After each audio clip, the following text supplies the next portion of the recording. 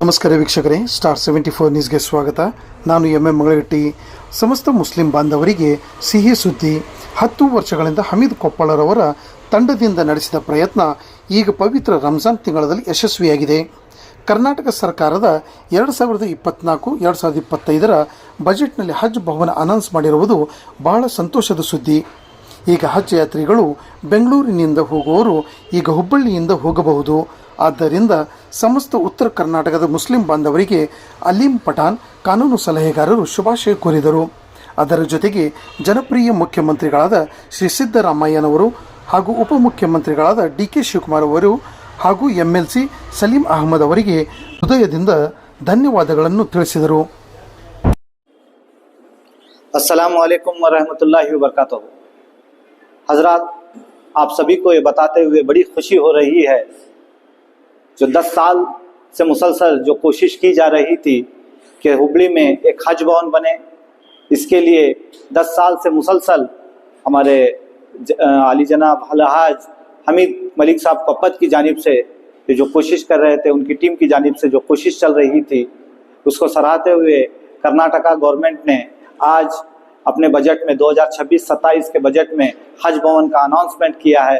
मैं तहे दिल से पहले हमारे मुख्यमंत्री सिद्धरामैया साहब का मैं तहे दिल से शुक्रगुजार हूँ। उसी तरह DK शिवकुमार साहब का मैं शुक्रगुजार हूँ और उन्हें भी मुबारकबाद देता हूँ। और ख़ासकर हमारे सलीम अहमद साहब का, जो कि बहुत कोशिश किए और इस बजट में हज भवन को अनाउंसमेंट कराने के लिए उन्होंने दिन रात कोशिश की।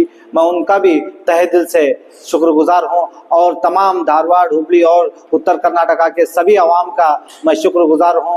उन्होंने हमें बहुत भरपूर सपोर्ट किया और इस हज भवन बनने में जो कोशिश की, उन सब का भी मैं तहे दिल से शुक्रगुजार हूँ। कर्नाटक नाडिನ समस्त ಜನತೆಗೆ ನನ್ನ ನಮಸ್ಕಾರ. ಅಸ್ಸಲಾಮು ಅಲೈಕುಂ ವರಹಮತುಲ್ಲಾಹಿ ವಬರಕಾತುಹು.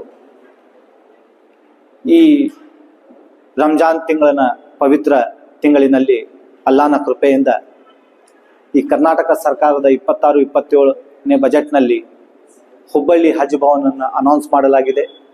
ಇದರಿಂದ ಉತ್ತರ ಕರ್ನಾಟಕದ ಎಲ್ಲ ಸಹಸ್ರಾರು ಜನರು ಬಹಳ ಸಂತೋಷವನ್ನು ವ್ಯಕ್ತಪಡಿಸುತ್ತಿದ್ದಾರೆ. ಏಕೆಂದರೆ ಮೊದಲು ಬೆಂಗಳೂರು ಹಜ್ಜಿಗೆ ಹೋಗಬೇಕಾದ್ರೆ ಬೆಂಗಳೂರಿಗೆ ಹೋಗಿ ಅಲ್ಲಿಂದ ಹಜ್ಜಿಗೆ ಹೋಗಬೇಕಾಗ್ತಿತ್ತು. ಈಗ ಅದನ್ನು ಹುಬ್ಬಳ್ಳಿಗೆ ಆಗೋದ್ರಿಂದ ಬಹಳ ಅನುಕೂಲವಾಗಿದೆ. ಇದಕ್ಕೆ ಶ್ರಮಿಸಿದಂತಹ 10 ವರ್ಷದಿಂದ ನಿರಂತರವಾಗಿ ಶ್ರಮಿಸಿದಂತಹ ನಮ್ಮ ಅಲ್ಹಾಜ್ ಹಮೀದ್ ಮಲಿಕ್ ಸಾಬ್ ಕೊಪ್ಪದ್ ಇವರಿಗೆ ಹಾಗೂ ಅವರ ಟೀಮಿಗೆ ಮತ್ತು ಧಾರವಾಡ ಜಿಲ್ಲಾ ಅಂಜುಮನೆ ಇಸ್ಲಾಂ ಹಾಗೂ ಉತ್ತರ ಕರ್ನಾಟಕ ಅಂಜುಮನೆ ಇಸ್ಲಾಂ ವತಿಯಿಂದ ಇದನ್ನು ಪ್ರಯತ್ನ ಪಡ್ತಾ ಇದ್ದು, ಹಾಗಾಗಿ ಅವರಿಗೂ ಸಹ ನಾನು ಇದನ್ನ ಕೃತಜ್ಞತೆಯನ್ನು ಸಲ್ಲಿಸುತ್ತೇನೆ.